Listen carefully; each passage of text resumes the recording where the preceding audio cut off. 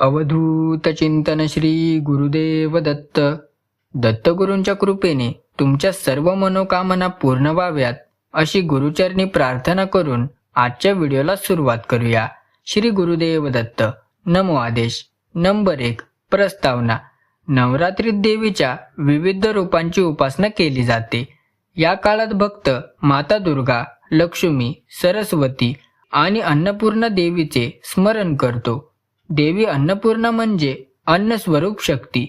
त्याचबरोबर दत्तगुरू म्हणजे त्रिगुणात्मक परब्रह्म, जे भिक्षेमध्ये मिळणाऱ्या अन्नालाही प्रसादात रूपांतरित करतात. आज आपण अशी पौराणिक कथा ऐकणार आहोत जिथे दत्तगुरू आणि अन्नपूर्णा देवी या दोन्हींचा अद्भुत संगम प्रकट होतो. ही कथा फक्त मनोरंजनासाठी नसून ती आपल्याला अन्नदानाचे आणि भक्तीचे खरे महत्त्व शिकवते. नंबर 2. महादेवांचे वचन. एकदा काशी नगरीत भगवान शंकर पार्वती मातेसोबत विहरत होते. चर्चा करत शंकर म्हणाले, जग हे अन्नाशिवाय चालू शकते. अन्नाशिवायही आत्म्याचं पोषण होते. देवी पार्वती हे ऐकून स्मित हास्य करत म्हणाल्या, प्रभू, आपण अन्नाचे महत्त्व कमी लेखत आहात. अन्नाशिवाय प्राणी मात्र जिवंत राहू शकतो का? तेव्हा भगवान शंकर आपल्या वचनावर ठाम राहिले. या वादातूनच पुढे अन्नपूर्णा उपाख्यानाची सुरुवात झाली. नंबर 3. देवीचे अदृश्य होणे. पार्वती मातेने ठरवले की शंकरांना अन्नाचे खरे महत्त्व समजवले पाहिजे. त्यांनी अन्नस्वरूप अन्नपूर्णा रूप धारण करून जगातून अदृश्य होण्याचा निर्णय घेतला. माता अदृश्य झाल्या आणि त्या क्षणी काशीनगरीतून तसेच संपूर्ण पृथ्वीवरून अन्न लुप्त झाले. शेतं उजाडली, धान्य नाहीसे झाले, लोक उपाशी पडले. दारिद्र्य आणि दुष्काळ यांचा कहर झाला. जगातील प्रत्येक जीव व्याकुळ झाला. नंबर 4. लोकांचा त्रास. अन्न नाहीसे झाल्यामुळे संपूर्ण जगात भयंकर हालपेष्टा सुरू झाल्या. श्रीमंत, गरीब, राजा, प्रजा, ऋषी, मुनी सर्वांना उपाशी राहावे लागले. लोकांना कळले की धनाने सुख नाही, खरी श्रीमंती म्हणजे अन्न. उपासमारीने लोक थबकले, दुर्लभ झाले. कोणीही समाधानात नव्हते. सारेजण दैनीन अवस्थेत होते. यामुळे जगातील संतुलन ढासळू लागले. लोकांनी भगवान शंकरांकडे धाव घेतली व त्यांना प्रार्थना केली की आम्हाला पुन्हा अन्न मिळावे. नंबर 5. शंकरांची अनुभूती. भक्तिव्यथा पाहून भगवान शंकरांनाही भूक लागली, पण संपूर्ण जगात अन्नच नसल्याने ते स्वतः उपाशी राहिले. आता त्यांना कळले की अन्नाशिवाय जीवन अशक्य आहे. परमेश्वर असूनही शरीर भूक टाळता येत नाही. त्यांनी आपले वचन चूक असल्याचे मान्य केले.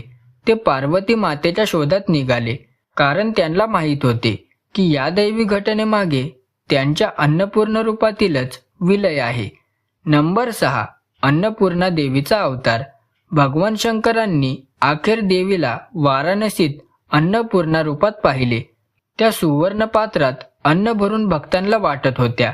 देवीच्या करकमलातून मिळणारे अन्न जादुई होते. ज्याने घेतले त्याची भूक शांत होत आणि तो समाधानी होत असे. शंकरांनी नम्रतेने देवीसमोर हात जोडले आणि म्हणाले, आपण मला माफ करा, मी अन्नाचे महत्त्व चुकीचे सांगितले. नंबर 7. अन्नदानाचा उपदेश. अन्नपूर्णा देवी म्हणाल्या, महादेव, अन्न केवळ धान्य नाही, ते जीवनाचे मूळ आहे. अन्नाशिवाय भक्ती, साधना, धर्म सर्व व्यर्थ होतात. उपाशीपोटी साधना फळ देत नाही. म्हणून अन्न हेच परब्रह्माचे रूप आहे. जो अन्नदान करतो तो स्वतः परमेश्वराचे कार्य करतो. शंकरांनी हे मान्य केले व जगाला अन्नाचे महत्त्व सांगण्याचे वचन दिले. नंबर 8. दत्तगुरूंची लीला. या प्रसंगात श्री दत्तात्रेय प्रकट झाले. दत्तगुरू सदैव भिक्षा मागतात. त्यांच्या भिक्षापात्रात जे अन्न पडते ते प्रसाद रूप बनते. अन्नपूर्णा देवीने दत्तगुरूंना आशीर्वाद दिला, तुम्ही जिथे भिक्षा मागाल तिथे माझे अन्नस्वरूप तुमच्या पात्रात येईल. कोणताही भक्त उपाशी राहणार नाही. त्या दिवसापासून दत्तगुरूंनी भिक्षा ही फक्त साधी भिक्षा न राहता अन्नपूर्णेच्या कृपेतून प्रसाद झाली. नंबर 9. भिक्षा म्हणजे प्रसाद. दत्तगुरूंच्या भिक्षेतील अन्नाला साधे समजू नये, कारण त्यात अन्नपूर्णा देवीचा आशीर्वाद असतो. जो भक्त गुरूंना भिक्षा देतो त्याच्या घरात नेहमी अन्नधान्य भरलेले असते आणि जो दत्तभक्त दत्तगुरूंची भिक्षा खातो त्याचे शरीर आणि आत्मा दोन्हीही शुद्ध होतात. म्हणूनच दत्त संप्रदायात भिक्षा आणि अन्नदानाला फार मोठे स्थान आहे. नंबर 10. भक्तांना दिलेला धडा. ही कथा आपल्याला शिकवते की अन्नाचे महत्त्व कधीही कमी लेखू नये. अन्न हेच परमेश्वराचे रूप आहे. अन्नदान केल्याने सर्व पापे दूर होतात. गरिबाला अन्न देणे म्हणजे देवाला अर्पण करणे. नवरात्रीत आपण शक्तीची पूजा करतो आणि अन्नपूर्णा देवीच्या स्मरणाने आपण शिकतो की खरी शक्ती अन्नात आहे. नंबर 11. अन्नपूर्णा आणि नवरात्री. नवरात्रीच्या 9 दिवसात देवीच्या 9 रूपांची उपासना केली जाते. त्यात अन्नपूर्णा देवीचे स्थान विशेष आहे. कारण शक्ती केवळ युद्ध करणारी नाही तर ती पालन करणारीही आहे. अन्नपूर्णा हे पालन करती रूप आहे. त्यामुळे नवरात्रीच्या काळात या कथेचे स्मरण करणे अत्यंत शुभ मानले जाते. नंबर 12. दत्तगुरूंचे अन्नस्वरूप. श्री दत्तगुरूंचे एक रूप म्हणजे अन्नदाता. त्यांचे भक्त दत्त जयंतीला गुरुवारच्या दिवशी किंवा नवरात्रीत अन्नदान करतात. कारण ते मानतात की अन्नदान म्हणजे थेट दत्तगुरूंची पूजा आहे. दत्तगुरू भिक्षा मागून स्वतः खात नाही तर ते अन्न सर्व जीवांना मिळावे यासाठी वितरित करतात. हा संदेश अन्नपूर्णा देवीच्या आशीर्वादामुळे जिवंत आहे. नंबर 13. अन्नदानाची परंपरा. भारतामध्ये अन्नदान ही फार प्राचीन परंपरा आहे. प्रत्येक उत्सवात विशेषतः नवरात्रीत गरिबांना अन्न दिले जाते. हे सर्व अन्नपूर्णा देवी व दत्तगुरूंच्या स्मरणानेच केले जाते.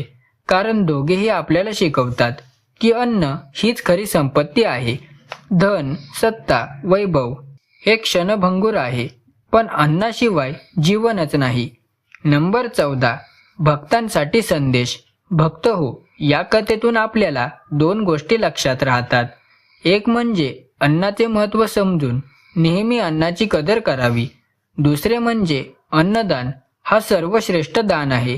नवरात्रीच्या काळात आपण देवीच्या उपासनेसोबत अन्नदान केले तर आपली साधना अधिक फलदायी ठरेल. दत्तगुरू व अन्नपूर्णा देवी आपल्याला नेहमी परिपूर्ण करतील. नंबर 15. दत्तगुरूंची प्रसाद स्वरूप भिक्षा. श्री दत्तगुरूंच्या भिक्षेचा अर्थ फक्त हातात पात्र घेऊन घराघरांमधून अन्न मागणे एवढाच नसतो. त्यांच्या पात्रात पडणारे अन्न हे अन्नपूर्णा देवीच्या आशीर्वादामुळे प्रसाद रूप बनते. दत्तगुरूंचा भिक्षा व्यवहार माणसांना शिकवतो की अन्न हे परमेश्वराची देणगी आहे. ते स्वतः भिक्षा मागून भक्तांना वाटतात कारण त्यांना जगातील प्रत्येक प्राणी तृप्त व्हावा असे वाटते. त्यामुळे दत्तगुरूंच्या भिक्षेला साधे भौतिक अन्न न मानता दैवी प्रसाद म्हणून पाहिले पाहिजे. हेच कारण आहे की दत्त संप्रदायात भिक्षेला अत्यंत पवित्र मानले जाते. नंबर 16. वाराणसीचे महत्त्व. वाराणसी ही नगरी अन्नपूर्णा देवीचे प्रमुख स्थान मानली जाते. येथे देवीचे प्रसिद्ध मंदिर आहे जिथे आजही भक्तांना मोफत अन्नदान केले जाते. या मंदिरात मिळणारे अन्न हे थेट अन्नपूर्णा देवीचा प्रसाद मानला जाते. असे म्हणतात की देवीने सुवर्ण पात्रातून पहिल्यांदा इथेच जगाला अन्नदान केले होते. त्यामुळे वाराणसीला केवळ मोक्षभूमी नव्हे तर अन्नपूर्णेची कृपाप्राप्ती भूमी मानली जाते. दत्तगुरूंच्या कथा ऐकताना वाराणसीचा उल्लेख महत्त्वाचा ठरतो कारण तिथेच अन्न आणि अध्यात्म यांचा अद्वित संगम प्रकट झाला. नंबर 17. अन्नाचा आध्यात्मिक अर्थ.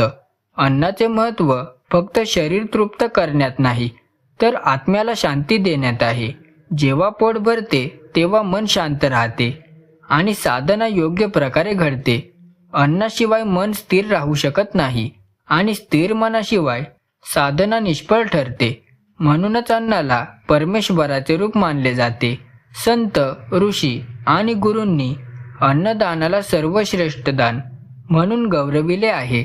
अन्नपूर्णा देवी हे तत्व अधोरेखित करतात तर दत्तगुरूंच्या या तत्वाला आपल्या भिक्षेच्या माध्यमातून भक्तांच्या जीवनात उतरवतात. त्यामुळे अन्नाचा आध्यात्मिक अर्थ अधिक गडद होतो. नंबर 18. दारिद्र्य निवारणाचा मार्ग. जगात अनेक समस्या दारिद्र्य आणि भुकेमुळे निर्माण होतात. जर प्रत्येकाने थोडेसे अन्नदान केले तर कोणीही उपाशी राहणार नाही. अन्नपूर्णा देवी आपल्याला हेच शिकवतात की अन्नदान हे खरे दारिद्र्य निवारणाचे साधन आहे. दत्तगुरूंचा भिक्षा व्यवहार या शिकवणीला बळकटी देतो. ते सांगतात, जेवढे तुम्ही द्याल तेवढे तुम्हाला परत मिळेल. त्यामुळे अन्नदान हा दारिद्र्य दूर करण्याचा सर्वात सोपा आणि परिणामकारक मार्ग आहे. जो भक्त अन्नदान करतो त्याच्या घरात कधीही अन्नाची कमी जाणवत नाही. नंबर 19. भक्तीपर जीवन. दत्तगुरू आणि अन्नपूर्णा देवी यांची कथा भक्तांना सांगते की जीवन भक्तिपूर्ण असावे. भक्ती म्हणजे फक्त मंत्रजप किंवा पूजा नव्हे, तर दयाळूपणा आणि दानधर्म हेही भक्तीचे अंग आहे.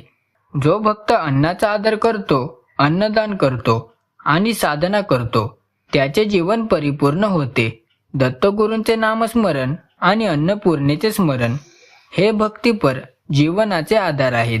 भक्तीच्या या मार्गाने चालणाऱ्या व्यक्तीला जीवनात कधीही असंतोष, अभाव किंवा दुःख जाणवत नाही. भक्तीपर जीवन म्हणजेच समाधान, शांती आणि परमेश्वराशी नाते जोडणे. नंबर 20. अखंड समृद्धीचा आशीर्वाद. जेव्हा भक्त अन्नपूर्णा देवीचे पूजन करतात आणि दत्तगुरूंच्या भिक्षा तत्वाचा आदर करतात, तेव्हा त्यांना अखंड समृद्धी लाभते. घरात नेहमी अन्नधान्य, समाधान आणि शांती नांदते. अन्नपूर्णा देवी अन्नाचा आशीर्वाद देतात आणि दत्तगुरू तो आशीर्वाद भक्तांपर्यंत पोहोचवतात. म्हणून नवरात्रीसारख्या पवित्र दिवसात या कथेचे स्मरण करणे विशेष मंगल मानले जाते. ही कथा फक्त ऐकण्यासाठी रम्य नाही, तर ती आपल्याला जीवन जगण्याची दिशा दाखवते. समृद्धी, समाधान आणि सेवा हीच या कथेची खरी शिकवण आहे. हा व्हिडिओ तुम्हाला कसा वाटला कमेंट करून नक्की कळवा. व्हिडिओ आवडला असेल तर व्हिडिओला एक लाईक आणि चॅनलला सबस्क्राईब करायला विसरू नका. तर चला भेटूया लवकरच पुढच्या व्हिडिओ.